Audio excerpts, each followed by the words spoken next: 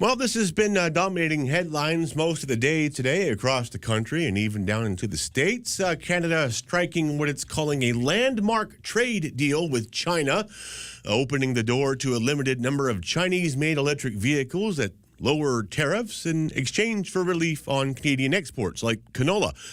Supporters say it could mean more affordable electric vehicles for consumers. Critics, on the other hand, worry about long-term impacts on domestic manufacturing. To help us unpack what this could mean here on the ground, especially in the South Island area, we're joined by Glenn Garry, president of the Victoria Electric Vehicle Association. Glenn, good to talk to you, sir. Good to talk to you, Josh. So off the top, when you hear about this tariff quota deal that's been struck between Canada and China, what stands out to you the most from an EV adoption and consumer standpoint? Well, it's both an economic and a political win. Okay. Economic, in that Canada, in getting even more deeply in bed with the U.S. And the Trump administration coming in, has really been choked off of EVs, right? That has led, and it's also led a lot of consumers out there who are looking forward to get into EVs to go into wait mode. So that has meant 2025 was a terrible year for EVs. Still more on the road than in 2024, but not at the same rate. So that meant the citizen consumer wasn't getting good EVs at a good price. Politically, again, I talk about the Trump administration. Sometime this year, we're going to go back in and renegotiate the Canada-U.S.-Mexico agreement. And that could mean the end of any agreements for the Canadian auto manufacturing industry, especially since if you take Mr. Trump at all his rhetoric, where he says he doesn't want any cars from Canada, if that comes to pass, then we're very deep in this stuff.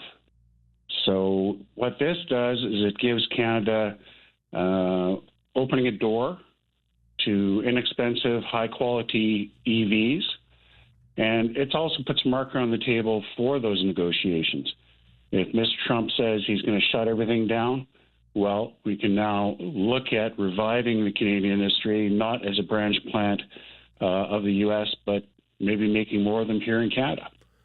Before we get into the concerns that have been raised about political and from political and industry concerns, I do want to dig into a little bit about what this could mean for folks here in the Greater Victoria area. And one of the headline promises we see a lot from this is the availability of more affordable EVs. For folks here in the capital region, does this realistically change who can possibly get into an EV? That's a deeper topic than we have time for today. Roughly speaking, 25 to 33% of all vehicles sold in any given year are new. The rest are used. Okay. The more EVs you bring in as new means that, 3, 4, 5 years down the road when that first owner rolls them over, means there's more used EVs for people who couldn't afford to buy them new. So it's always good news to have more EVs here in the market. We've heard warnings that, just going back to the political and industry concerns that we've heard warnings from North American auto sector, Doug Ford in Ontario, and even out of the States, with strong reactions to this news. How seriously should Canadians take these concerns, and how much of this is just politics versus real market risk? Do you mean talking to the industry who said up until Trump came in that, they were fully on board, they were going to make EVs and everything's going to be honky-dory in accordance with the agreements they'd made with governments on both sides of the border? Yeah. And then did a 180? Who cares about those guys? Okay. Seriously. Fair enough. We care about the people who are working in the industry in Canada. But companies that are doing it and they're dramatic about face, after years of saying everything's good, you're back of the line, to my mind anyway. Oh, yeah. I mean, we saw Ford closed the Lightning plant in Tennessee, right? And shift it back to ICE vehicles? Yeah. And that's a reaction to the political wins in the U.S. For sure. Right? So, when Ford says that they wrote off $19 billion in EV stuff, that's because of political wins. That's not because the people out there in the marketplace turned away from them. They sold everything they made. China has been pushing aggressively into the European EV market recently, and the EU responded with tariffs and trade investigations. What lessons should Canada be taking from Europe's experience? When you make big economic decisions, you should base them on math. Okay. Instead of politics. So when the Europeans looked at doing some tariffs with the Chinese, they looked at it for how much in the way of environmental impact did each of the vehicles made by each individual company, and they based their tariffs on that because they were trying to make a transportation system in vehicles that would impact them less on health and environment. Right? They had an out-and-out goal. Canada did not have that goal.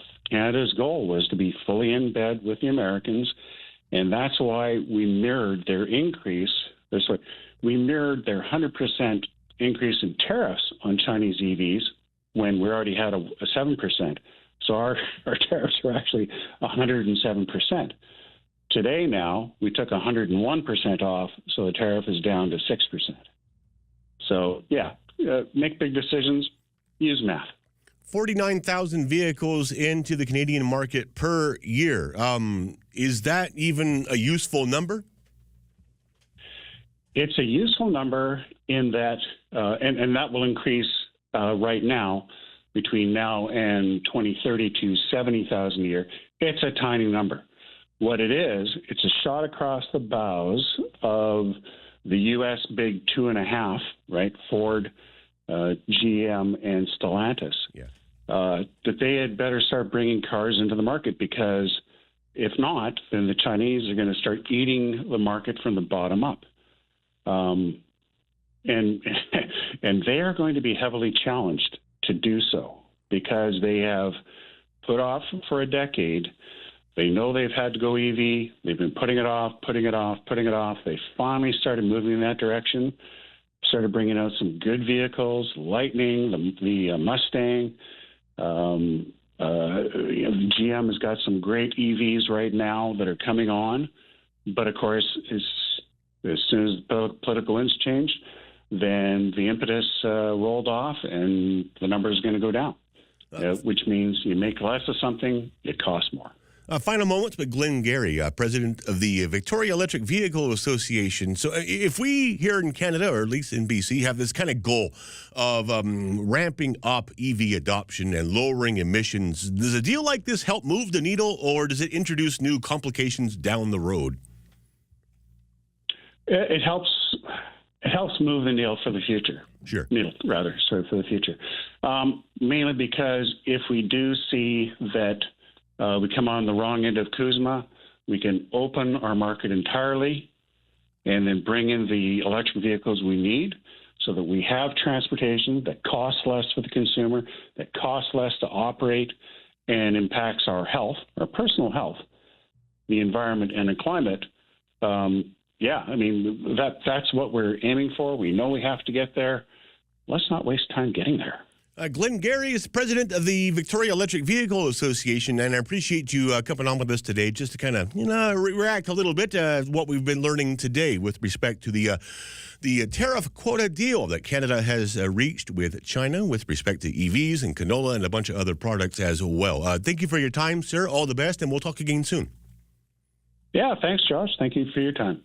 So there you go. Hopefully a bit more information. There's lots to unpack here, though, as you dig into the context of this all. How will this impact the North American market and our efforts to seemingly to move from gas-powered vehicles to electric ones?